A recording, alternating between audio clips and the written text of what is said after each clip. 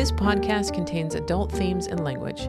The views expressed here are our own opinions and experiences. We are not medical professionals. In this podcast, we discuss our opinions about mental health, sobriety, addiction, and our pursuit of happiness and peace. This is Sober Mind.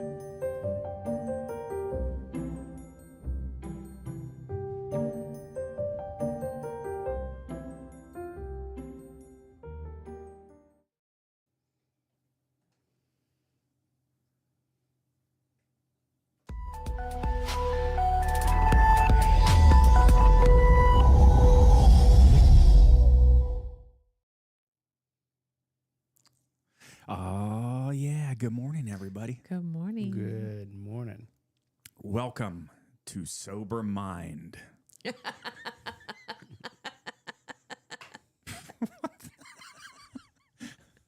My name is John. Land. Yeah. My name is John. I'm Judy. I'm Patrick. And we have And I'm Lisa. Lisa's joining. Yeah. Okay. I'm excited about today's show. Good morning, everybody. Good morning. Morning, Michelle. Morning, Fem. Morning, Odie. Yeah, Odie. Late. Okay, speaking of Fem, next week, are you guys ready for this? I don't know Yeah. if you're ready. Shoot it. Are you Lay it ready? on us. Okay, next week we have a very special guest joining us. You may know her as Fem Army Vet 73 from the chat, also known as Denise. She will be joining us remotely next week for our show, where we're going to be talking about. We don't have the official title for it yet, but it's going to be revolving around family support dynamics. Yes. And Very important. and or lack thereof. So she's got a lot that she would like to discuss on that front, and so we're going to get into it. And That's a good topic. Makes my heart happy. yeah, Yeah. very apropos to what you're Yeah. It's very, very, very important. All right, but as usual, before we get started, we're going to go round robin and do gratitude discussion. Oh, Volume is very low. All other YouTube vibes are like 500% louder. oh man. Check 1, 2. Yeah, we're not. We're not peaking. Oh, man. Thank you, Odie.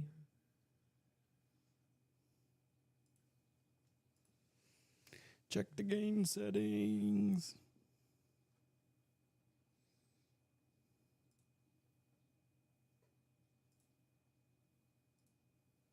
Hello? No, that's not good.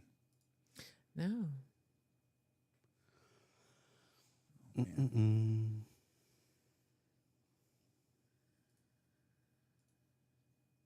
Testing, 1, 2.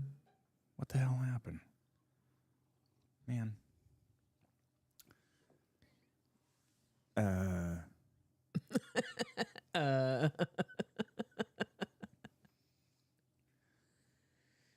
How's our volume coming across to you, Lisa?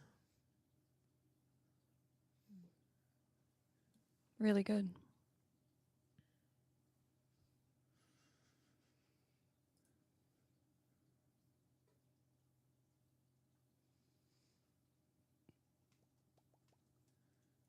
Give us just a sec, folks.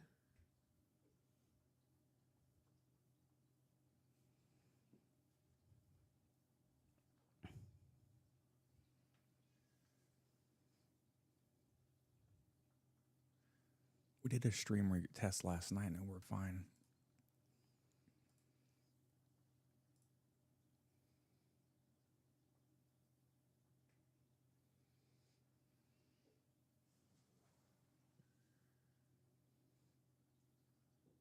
Patrick, any ideas? If it's all coming through the board, I would look at the gain through the board. Just send it some more juice.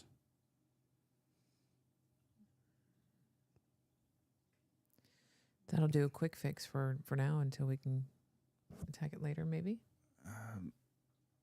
Everything's pretty much cranked up.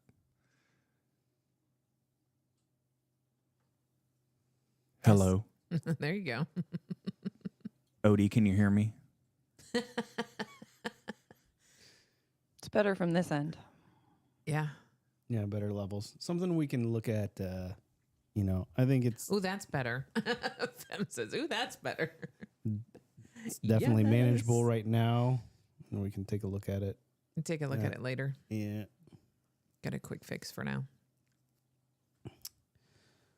I'm a little short on time today. Okay. Gotta. Ooh, coming in toasty hot. It's all good. Okay. Band-Aid until after the podcast. Yeah. Okay. Well, we didn't do anything different, which is frustrating. Odie, I think we're going to move to Streamlabs. I've just had it. Okay. Anyway, so let's talk about gratitude. This morning, I was thinking about my gratitude, and just once again, I'm just happy to be sober. I feel good. Yeah, I'm able to articulate my own thoughts and emotions, even though they're not always where I want them to be. I feel good. That's a good one. Yeah. I am happy for the benefits of sobriety. I was thinking about, I had a birthday a couple of years ago, and we were at a Mexican restaurant, and John took a picture of me with a sombrero on. Of course, you're at a Mexican restaurant. And that I looked at least 10 years older and 1,000 times sicker than what I was. Do you know what I mean? Yeah. I mean, I looked horrible, just absolutely horrible. Pasty, pale, greenish colored skin, hair's limp. There's no life in my eyes at all. It was like the worst picture. And then I was looking at myself in the mirror this morning before the podcast. I was like, wow, I don't look anything like that. And that was like 2 years ago. I should look actually worse than that. But since I quit drinking, yeah, so much better. So I'm grateful for those That's awesome. little benefits of sobriety. Mine is it's probably going to be a reprisal of an old one, but this week definitely, I feel like I got 99 problems, but being a drunk ain't one. That's a good one. And it's I love this podcast because I was sharing some items beforehand, and it made me realize that, like, hey, yeah, we have the ebbs and the flows, the ups and the downs, but I'm glad I just don't have the alcohol complicating it like it used to. Yeah. So, Yeah, tempest in a teapot. yep. So, Lisa. Yep. Good morning, everybody. Oh, yeah. I always look for that at the start of the podcast. Yeah, super grateful. It's really warm and unseasonably so in Minnesota, which is super, super, super exciting. So, Yeah, we had a good stretch all the way down here too. yeah, we're breaking Yeah. records. And the sunshine was out this week, which is just huge for me. So, Nice little serotonin boost. Man, I'm saying, like, it's amazing how that can, like, Change a lot of stuff. Yeah. Change your view on a lot of things. Walking was a big part of my like early days in sobriety. Like, if I felt confused or just needed time to sort or felt like an impulse coming on, I would just throw the headphones on and go. And Yeah, that's a good way to deal. Good just trick. being outside in fresh air, walking does wonders. Yeah. Yeah, that's a good as far as tips and tricks. That's definitely a good one. Just to get out, move yourself from the environment that you're in, especially if you're having cravings or something like that. yeah, they've done studies on depression and walking and something about the gait of like the consistent movement along with the fresh air and the, brain chemicals that get generated. It's basically a very, very good combination.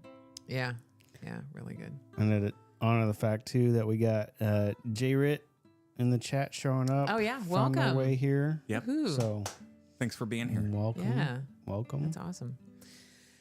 Okay. You well, ready? Yeah, let's given the audio thing, and let's just skip watching the video for this week, and we'll just have a discussion about toxic relationships because Patrick has a hard stop at 11. Like 11, he's just going to throw all of his shit down and start walking out.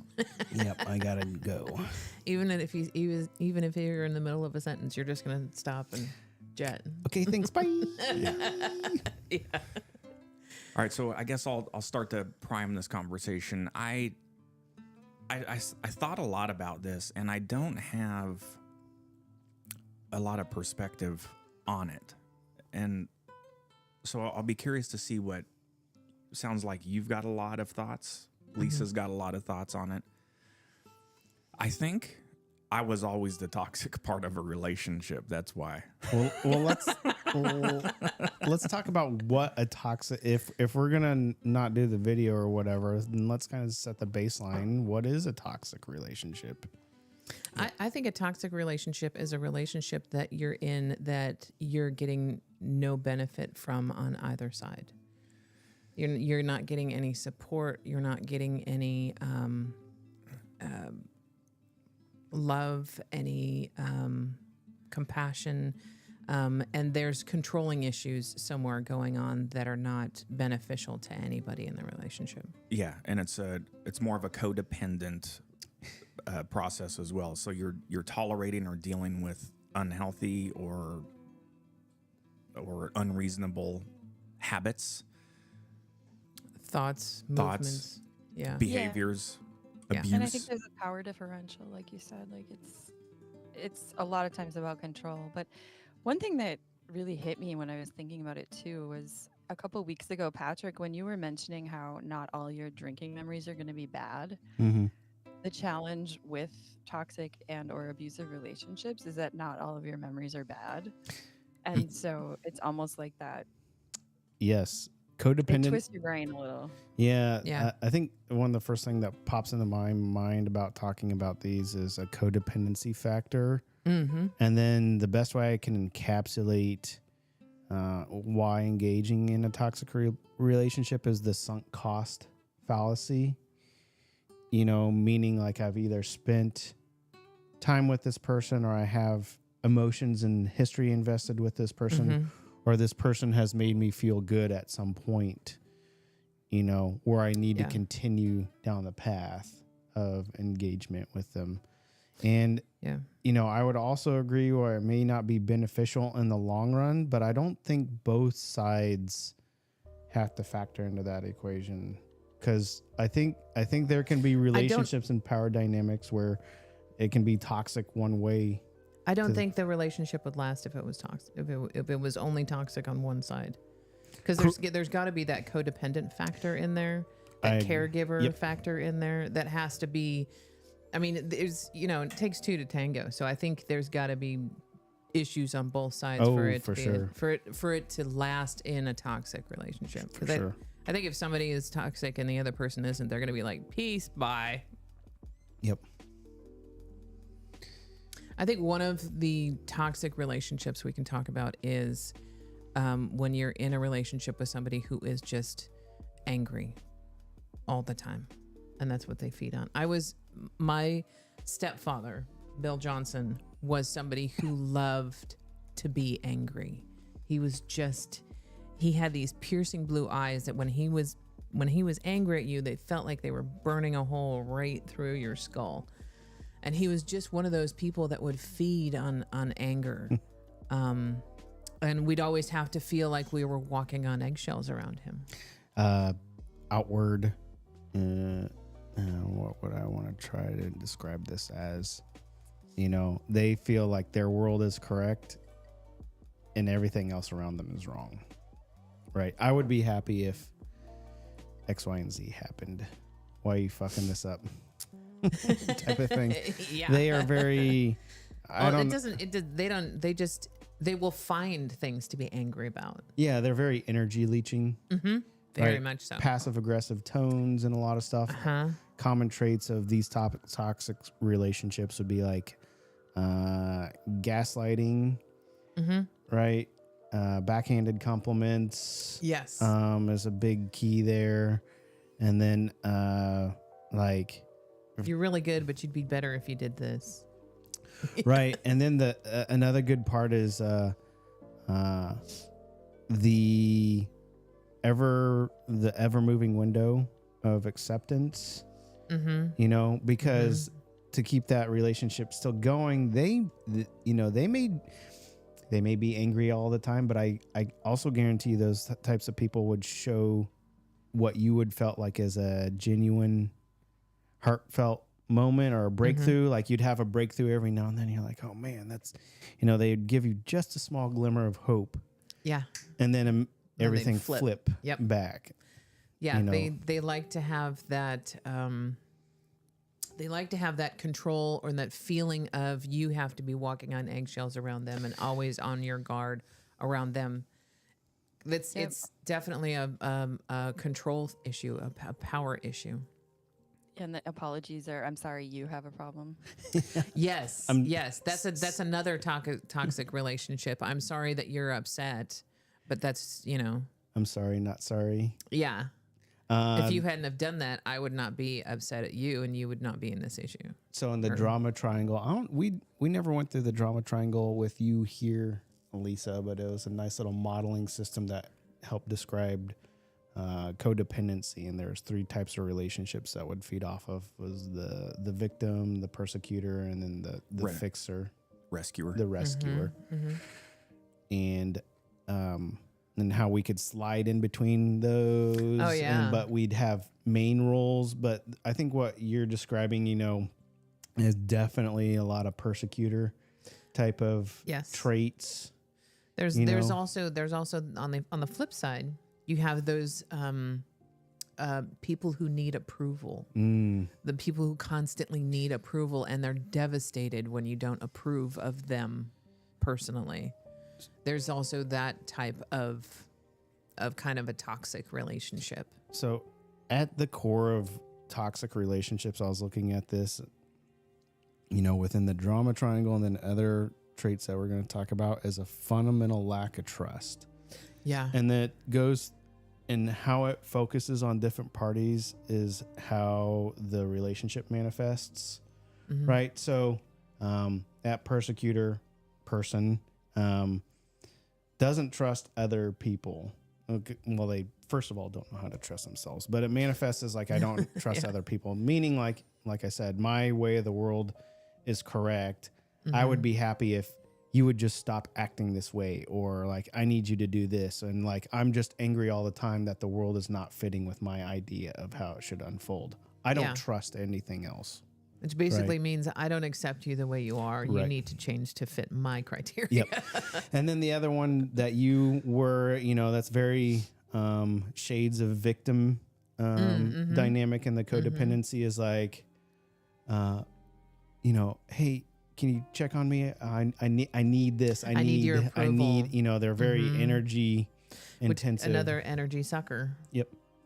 Yeah. Those are people that don't feel really confident. Hi, Cujo. That don't feel really confident in themselves. Yep. So they constantly need you to approve of them. Yeah. You and I had a very toxic relationship for the greater part of our 20 plus year marriage. We did. I was the one that needed your approval. Christmas. Aunt Kathy's. Yeah. That was a prime example. Well, I was going a different direction with that. Our alcoholism. Oh yeah. Was wildly unhealthy from both perspectives, and we I think we manipulated each other into giving ourselves or giving each other justification in order to receive justification. I think I agree with you, but can you elaborate a little more on that one?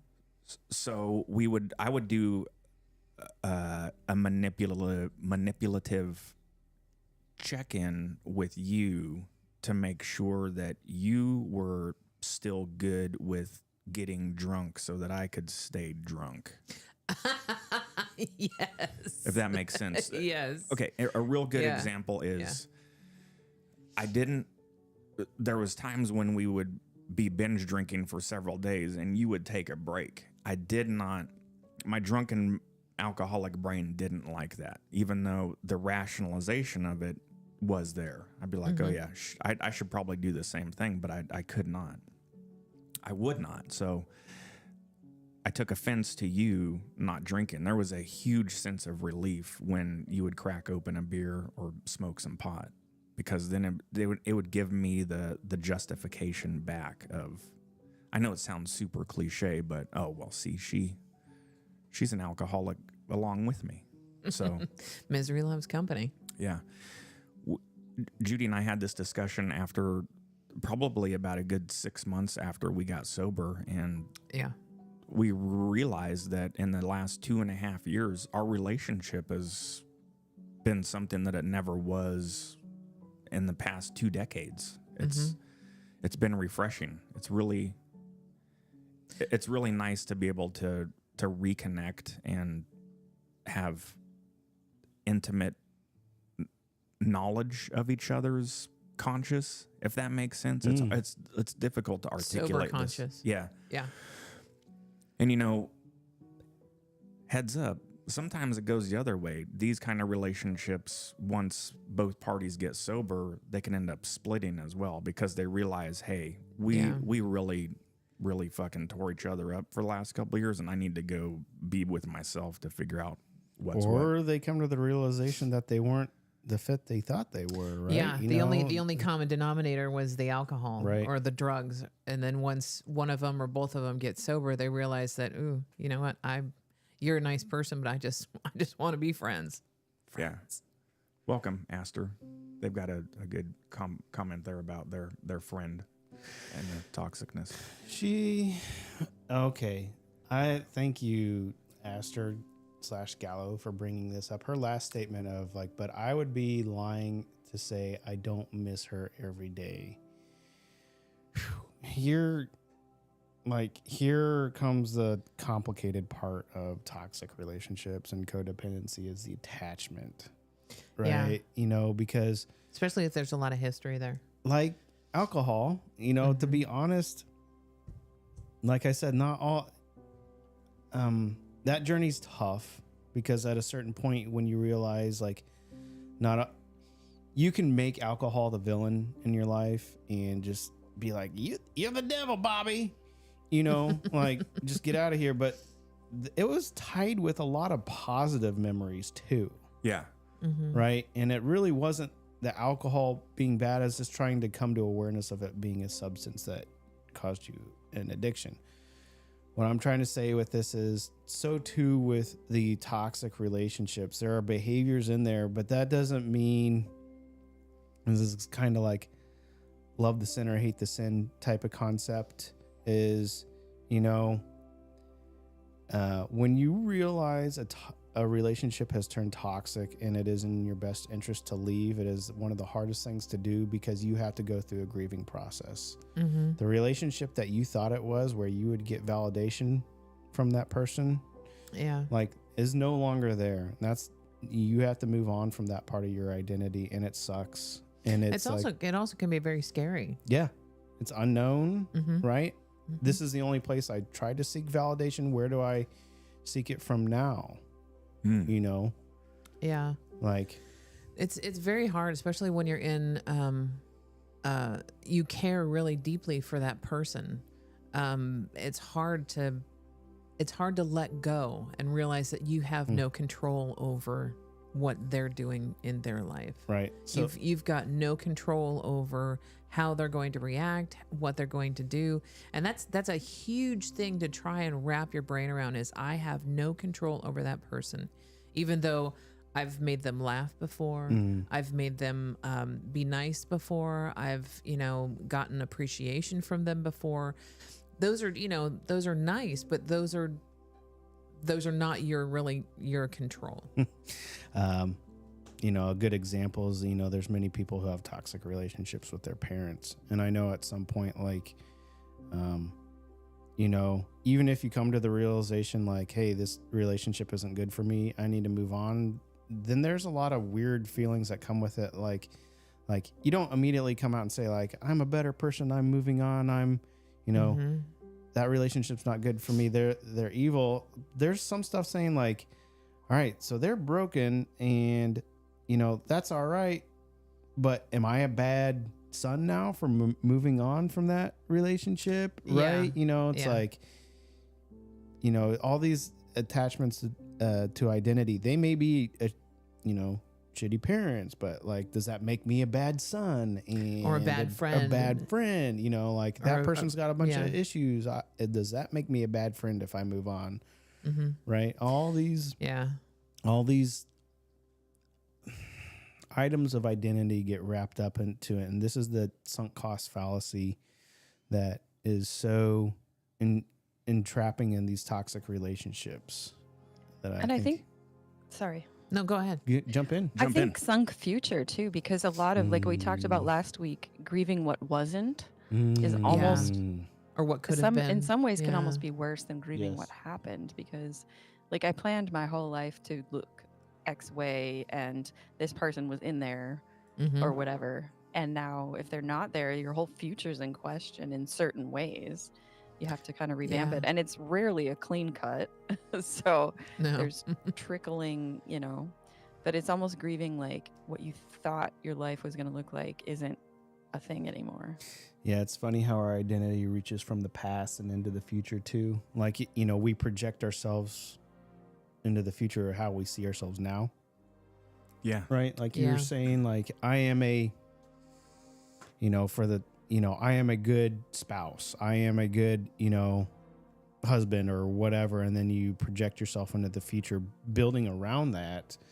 And, you know, if that was a core of your identity and you go through a split or, you know, paths change, you're like, well, what am I now? Yeah.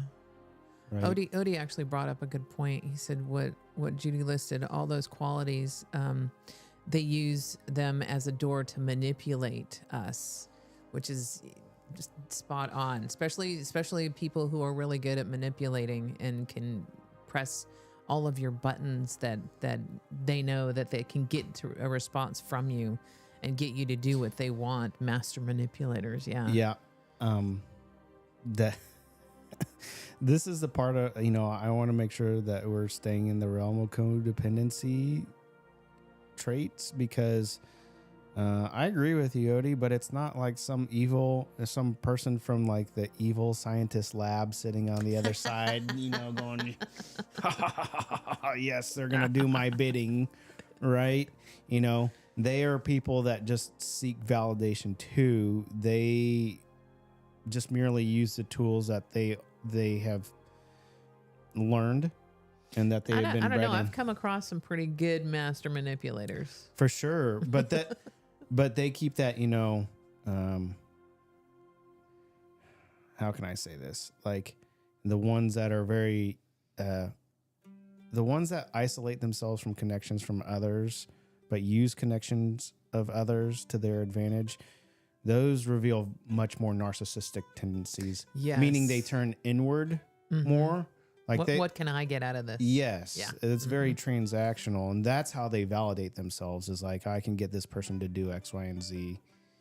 Therefore, I'll make myself better. Like, let's just be honest. They're broken people. They're just, you know, to think, but that's them affirming their worldview. That's them doing the best they can, to be honest. Like I said, it's not. They're working with the tools they have.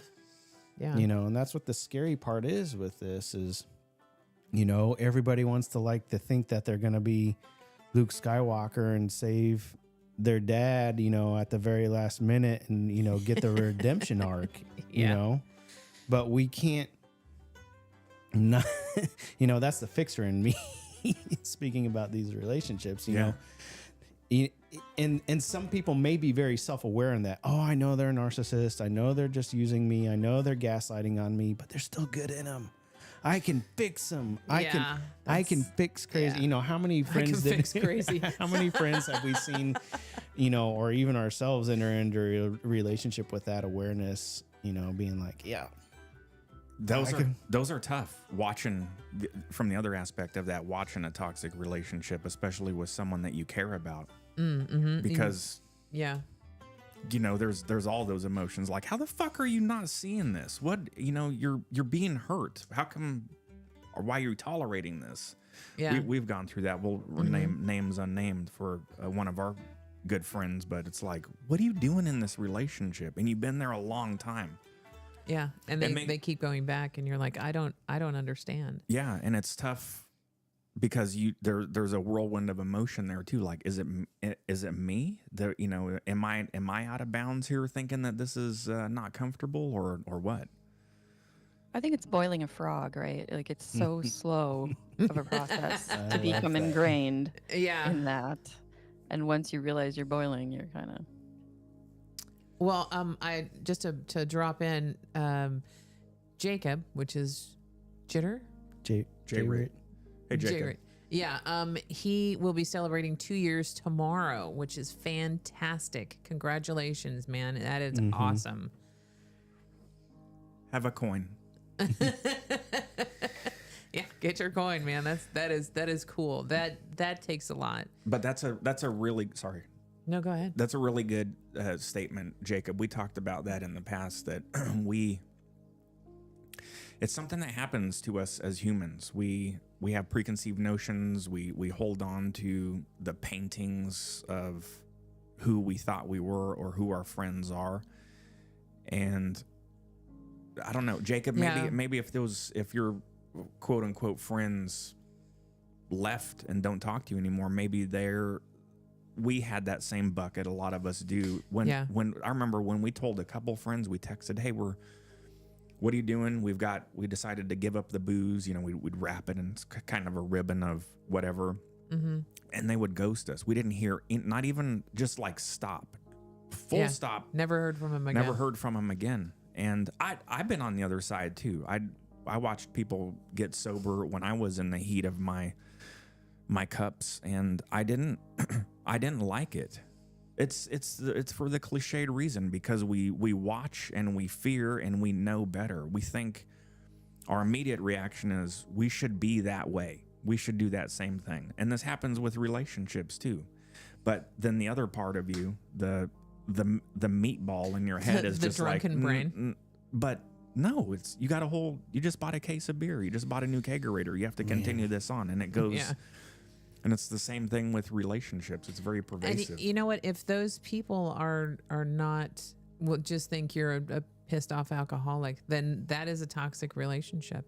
And it's probably, if you open yourself up to new friends, they'll be much better than the friends that are being derogatory. Yeah, and you don't owe anything to anybody. Just keep focusing on yourself. Yep. I don't own the actions of others. The best I can do is lead and model the way. And yep, I think this is an important point in the toxic relationship, that, to my point of cartoon villainy, it's not just one person on the other side. Toxic relationships are, we have to learn to address our own behaviors in that in a positive light. And what I mean by that is, like, I too had friends that, when I went sober, would also think that I was just a pissed off alcoholic, and realize, like, that conversation in my head was hard because, I'm like, I'm doing something for me. I'm trying to get healthier, and my friends don't see that, and the friendship would suffer. And so I'm like, am I being a shitty friend? Am I a bad person? Like, this on me? Like, maybe I need to try and see them where they're at, what they're doing, like I kept on putting that on me to try and earn their validation for a lot of that stuff. And that was me avoiding, you have to learn to grow that trust. When did you finally realize that you didn't need their validation? Yeah, that's the work. That is the work. I said the underlying issue with all these traits is trust. The hardest thing that we have to do and learn is to trust ourselves. That's a learning to validate ourselves first, that it comes within and not from outside. So that way, that's the switch. We talked a lot of these are very energy vampire driven things, and we also talked about how to invert the drama triangle is to become a fountain, a more of like an energy giving, like being, how to learn to be radiating outward and it begins inward. Mm-hmm. Learning how to trust and validate yourself and say like, look, my friends may have only seen the relationship as this. I know what I need to do to take care of myself. If they want to be part of that, or, you know, if we want to meet on certain grounds, then that is awesome. I am more than willing to contribute to that. But, you know, I'm not going to do it at the detriment of my own health. Mm-hmm. And, I think that's the key. hard part is this, you know, I've always said that, you know, I think going through a bereavement process with nearly all of our emotions is important, or all of our attachments, because like at a certain point, if I say that to myself, like I can validate myself, I'm not going to put my health at risk doing this. There comes a point where I have to grieve the loss of the relationship as I thought it was. My model of perceived relationship life has to change. And that comes accepting the fact that like, hey, I may not have been the best quote unquote friend, but it's a two-way street too. And it's disappointing that they couldn't see me as trying to do something better for myself. And that relationship is now gone from what it was. And so you have to grieve that, accept that that relationship is no longer what it was.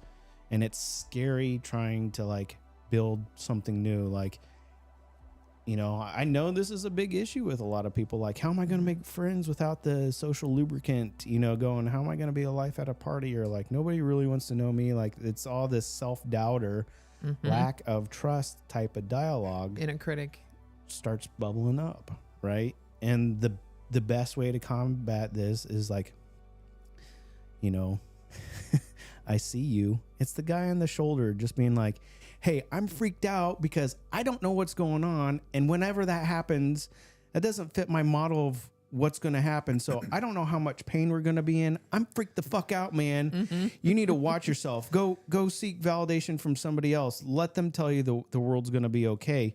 And it takes strength and it takes patience to grow up that, you know, inner self to tell your inner bully or that inner critic to be like, whoa, hey, pump the brakes. You are not unlikable. You are not unloved.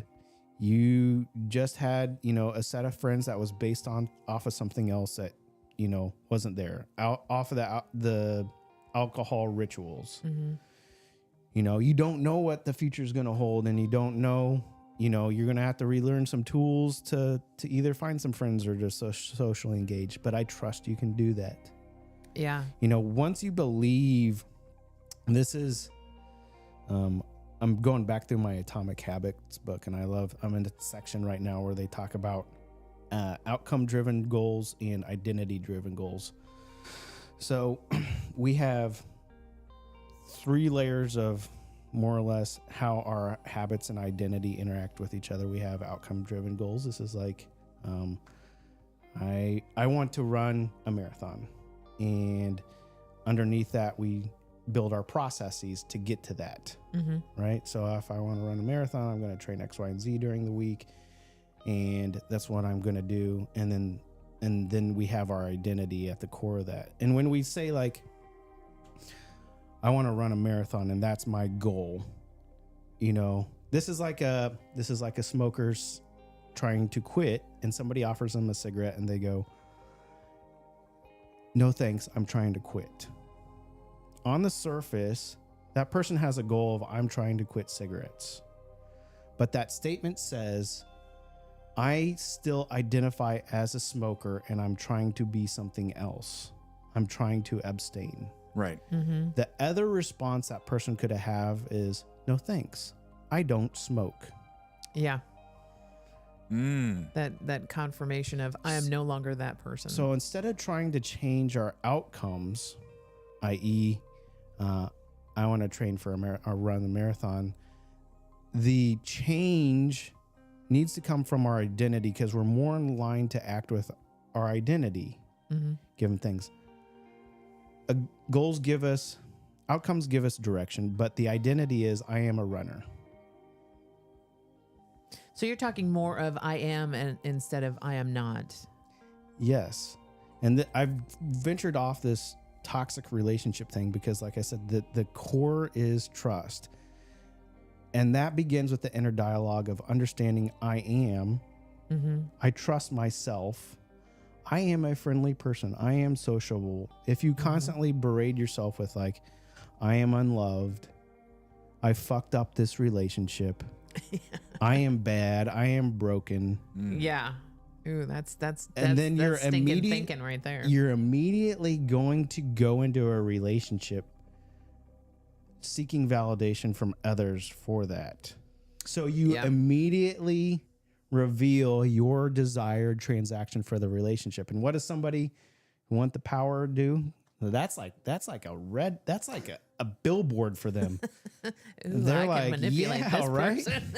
I mean, but they don't see it like that. They're, this is like certain people like, this is the laws of attraction, and other people like we feel so compelled for certain attachments when we see certain behaviors, when we know that they're just like, Yes. oh man, that person is a mess, but I am all about that with them, right? I am willing to go all in on crazy, right? And then if it's like a very intense relationship, a couple months later, you're all this drama's happen around you. You're like, what the fuck just happened? Right? Yeah. It's because the behaviors that part of the identity were the groundwork there, like that the relationship was based off a transactional need. Yeah. If that person, immediately came in and said, hey, I'm a lovable person, I'm validated, I got all this stuff within, if you want to be part of it, then so be it. But if not, Yeah, different strokes for different folks. It's very much the mirror aspect. What's going on in your environment is what's going on inside of you. So if what's going on inside of you is a whole bunch of shit, then that's what you're going to attract to you. So the basic thing to do is to really change the inner dialogue, like you were saying, and that will in turn affect the environment around you. It's a Buddhist philosophy, but it's so poignant and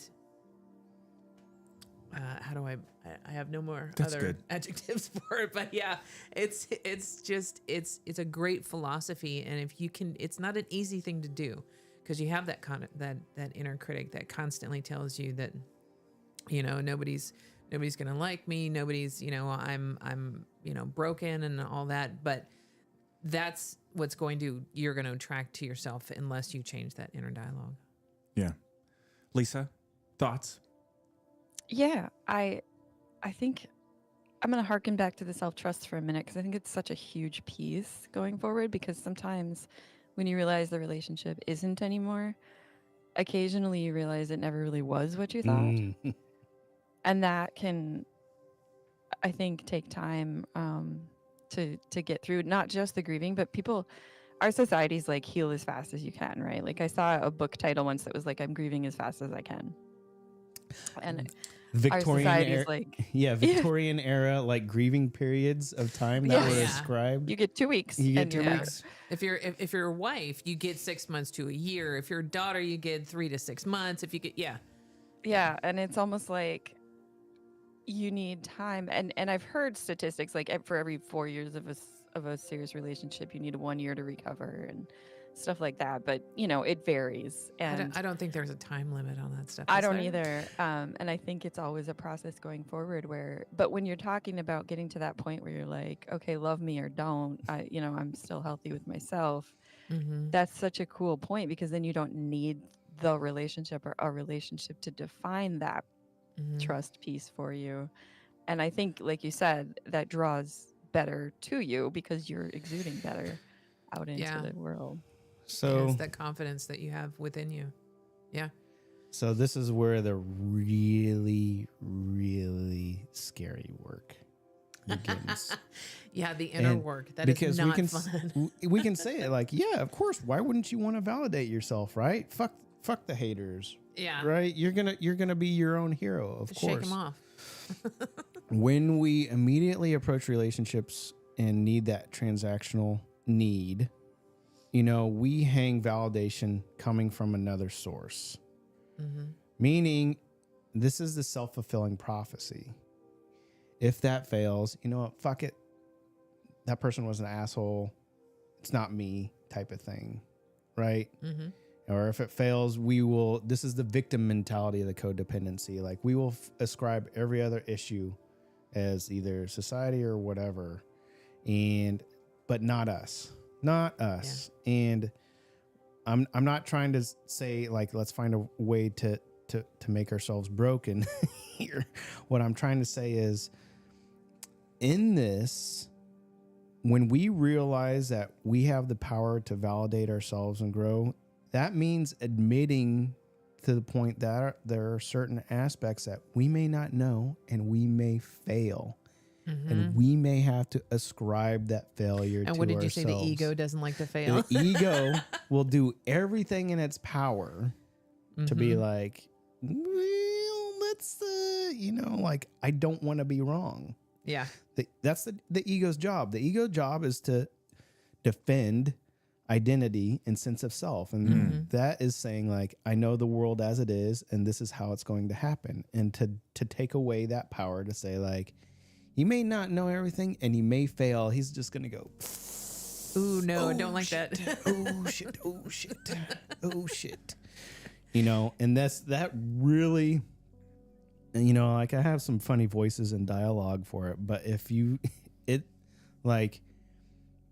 it can feel disembodying if you're either doing some meditation or you have some thoughts, or if you have discussions with therapists, or like when you reach this point of growth and that turn, I talked about, the energy vampire turning into the energy fountain. That switch isn't just like, hey, I'm going to turn that on. It's going to be okay. It is tumultuous and it is painful and it is scary and it is like life disorienting. Yeah. The world as you know it has ceased to fucking exist. I mean, how much more of an identity crisis can you be, switching from that? And it is scary. And then all the weird feelings in your body start happening. Like, it is like, there's a very particular reason, like, for a lot of people, you included, John, talking about how the anxiety, like, can ramp up immediately after going sober and stuff like that. Like, that's, I had my own bouts, but like these are very real bodily mechanisms that are tied to this development. Yeah. Go ahead. It's pervasive. Yeah. And also it comes back to the sign we have. I'm not telling you it's going to be easy. I'm telling you it's going to be worth it. Because going through all of those growths, those big monumental changes are so worth it afterwards. Going through this shit, it's not fun. But afterwards, when you've gotten to that point to where you can accept yourself and you can accept who you are in your own skin, it is so worth it. Yep. And by the way, it's not linear, and that's okay. Yeah. Oh, that is an awesome point. Yes. Yeah. When you're stuck in the middle of the energy type of dynamic, it goes back and forth. You're gonna try a couple things, and then you're gonna eat. It's I'm a nerd, so I think of the triple point on the material scale, like of a compound, like ice. If you reach a triple point, and pressure and temperature, it exists in all three forms. Yeah. Yeah, it's gonna be. You're just gonna be like, yeah, I don't know how to describe it. We're just gonna draw it into generic area on the graph, and it's just gonna exist in all three. It's just gonna happen. So, it's. Michelle put in a quote. Guy says, "Ego is not your amigo." That's right. I like that. That's and awesome. But I also want to point out, ego is not the villain either. Ego is where we, in our very early stages, like to live. We think that is sense of self. I, me. That's its job. I've always talked about this. Ego is the body's sense of trying to make sense of the world, make rules for itself, and it's always going to be from the protective of self. Its job is to protect self. Don't put your hand on a hot stove. It is fundamentally needed for us to navigate the world as we know it. but it has a bias. And ego may not be my amigo, and it may not be me, but he is needed in my menagerie of shit that goes on up here because he is the best advocate for me. I just need to get him to have a discourse with knowing that he's not the center of the fucking universe. Right? Yeah, and knowing that some pain we do have to go through. Yeah. To grow and to Yep. progress. We're gonna have to go through that hurt. We're just gonna have to go through it. Yep. Hey, ego, I heard you. Thanks for your input. Now fuck off for the day. This is the tiny block of building self-trust, right? Right. So when that person comes up and like, oh, I'm unloved, I can't do this, like I'm a bad friend. It's taking the power and time and awareness to like be like, hey, self, I see you worried about, an unknown future. You're worried that we got hurt.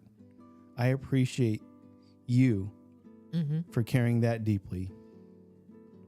But we will be good. I trust myself. Yeah, I will be Thank okay. you. I see you struggling so hard to make everything happen your way. It didn't happen our way this time, and that's okay. That takes some practice. It takes a lot of practice. Takes a lot of practice. Yeah. We call that reparenting the inner child. Yeah. Yeah.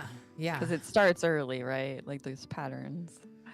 Well, There's been a few times that I've in the shower, because that's where I do my best thinking, is when I have had to be the inner adult and talk to my inner child and say, you know what, you're gonna be okay. I got you. I'm here for you. I'm not gonna be the absent parent that I was earlier on in my life. I'm here now. I got you. It's okay.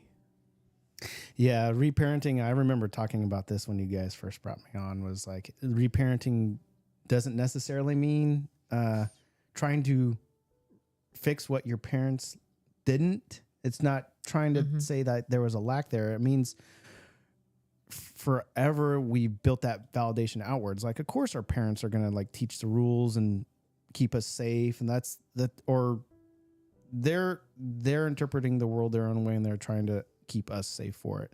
And we've always sought validation. And of course they're the teacher. We're like, all right, teach us the rules, validate me.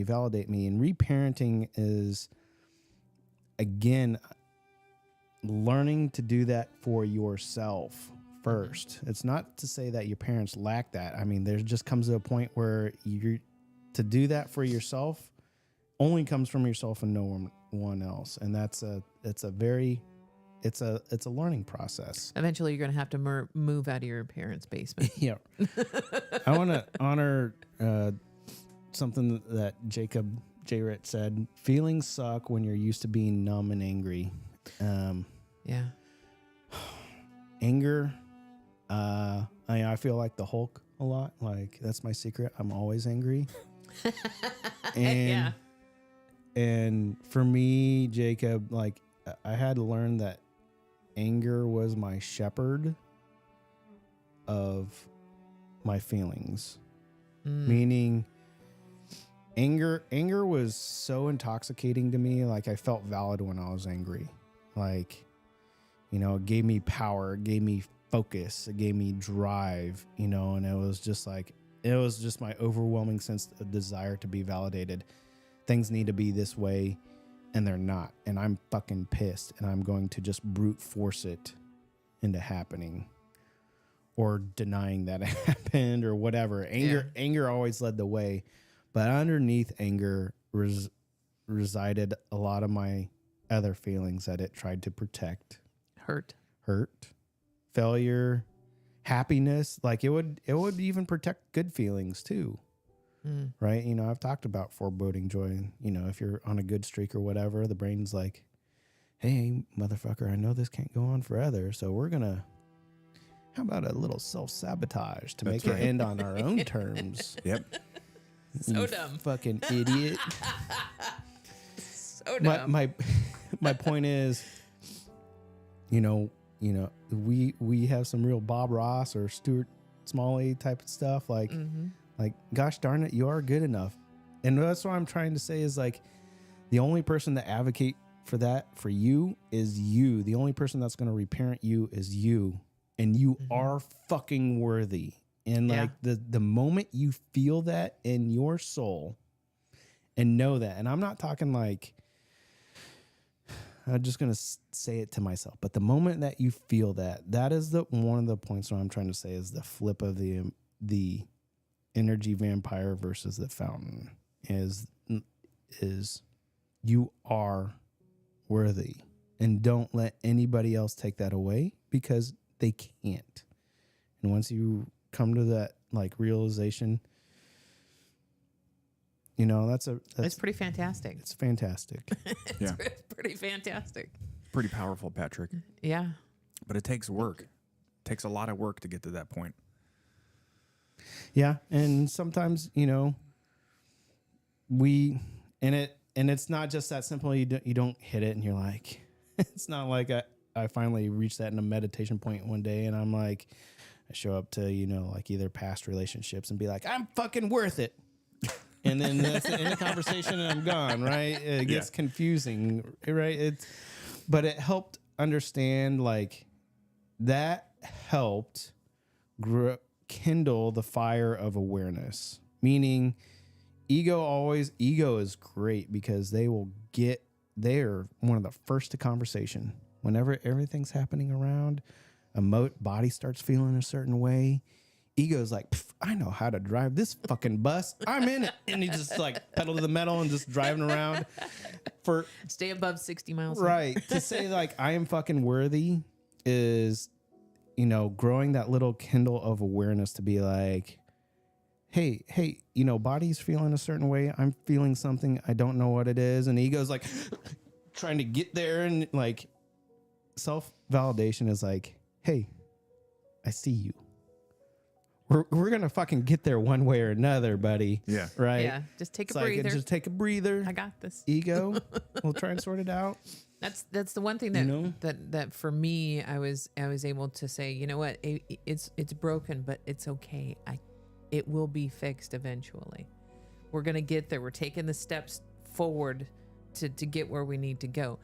Martin Luther King Jr. said, you don't have to see the whole ladder. You just need to see the first few steps. Yeah, I want to make sure, since I got to go, we bring it back around. Toxic relationships is... Nice redirect. The self-validation is the panacea for toxic relationships. And it's not going to come overnight. And it's not going to give you the immediate wayfinders how to fix toxic relationships. Yes. But it will give you clarity for direction to understand how to recognize them and deal with them. You know, because that's part of the learning process is in a toxic relationship. I can just throw a blanket and say, hey, it's toxic. I don't feel good when I'm in this. Well, guess what? We're going to have to go fucking digging. What is it about it? You know, where are the points? Where are the friction points? You show up and do X. This person does Y. You know, like understand, you know, what transactions are going on there. And that has to like also begin with like just awareness of self. Yep. Yeah. Also realizing that you have no control. The only person you have control over is yourself. Yeah. That's a tough one too to work on. Yep. And go ahead. Sorry, as you move forward, like you can stop living in survival response all the time. Viktor Frankl has a quote, between stimulus and response, there's a space. In that space is our power to choose our response. In our response lies our growth and our freedom. And I think as you grow and heal, you're able to kind of find that space. That's a really good one. Yeah. That's awesome. And, you know, for the people that like with ADHD or other compulsive, that is very, when we're in our emotions and very ego, I don't want to say ego driven, but ego is dominant. That space at first is so tiny, right? Between stimulus and response. And then, like I've said, you can't, it doesn't just say like, all right, stimulus, I'm going to keep it there, and response, you're there. And have a nice big space in between. That's where it needs to be. No, you have to fight every day to pry that open. Every day. showing up. And sometimes it doesn't take much, but it's the everyday portion that is tough. Yeah. Yeah. Man, what a fantastic discussion. I didn't know it was going to go into this realm. But let's get ready to wrap it up here. All right. Lisa, any parting thoughts? Thanks, y'all. Good to see you. Good to see you. And my crew here. Yeah, thanks everyone for, man, a lot of participants today. Thanks to all the newcomers. We really appreciate it. Please join. We're going to get the audio sorted out fucking once and for all. I'm so frustrated with this shit. I'm going to move to Streamlabs. Lisa, you're getting a new link. I'm going back to bulletproof software. John, OBS fucking does something. I trust you can do it. I'll be all right. Fuck. Okay. All right. So in case you didn't hear me at the beginning, join us next week for a very special guest from the chat, Fem Army Vet 73, otherwise known as Denise. She's going to be joining us remotely, and we're going to be discussing the family support dynamic or lack thereof, and what that looks like us for all, because there's a lot to unpack with that. It's something that I really want to get into. Without family support, there's a huge relationship block and or static there that I want to get into. So Odie says Fem's going to be loud no matter what you fix on or not. All right. Run away. We're here for it. Yep. Lisa, we love it. Thank you for joining us. Thanks to everybody that's joined and subscribed. So much. We appreciate you. Okay. On that note, we're going to wrap it up. Be kind to yourselves. Be patient with yourself. You are loved. Bye.